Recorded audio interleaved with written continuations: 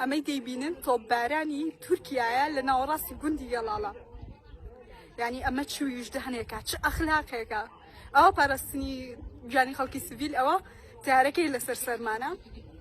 ئێستاش دەستوڕێتەوە ئەم هەموو خەڵکی ئەم دێی زیاتر لە 200-300 نەفەری لێیە، زیاتر لە 50 ماڵی لێ، هیچیان گیانیان پارێزراو نییە جگە لەم گوندەی ئێمە گوندی سەفرە لە تەنیشمانەوەیە کە ئەم ساڵ جارێکی کە لە سەفرەشی داوە ڕێک لە ناو ماڵەکان لە تەنیش خەستخانەکەی داوە لە کونەماسی داوە کە کونەماسی چەند لە ئێمە شەوە دوورە.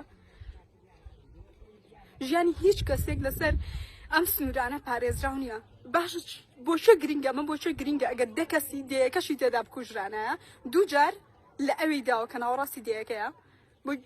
بۆچە گرنگە، یعنی چێ لێی دەپرسێتەوە حکومەتی عێراقی، حکومەتی کوردستان، ئەوانەی کە خۆیان بە خاوەنی ئەم میلەتە دەزانن، ئەوەی کە خۆی بە خاوەنی ئەم خاکە دەزانی، چێ لێی بەرپرسیارەکە ژیانی ئەم هەموو خەڵکە دەکەوێتە مەترسیەوە. دێنە سەر جارێک داوای مافەکانمان بکەین، داوای کارەبا بکەین کە لە نیۆڕۆ سەعاتێک 2 ساعت کارەبا هاتۆتەوە، یان ئەوەی بڵێن ژیانمان بپارێزن.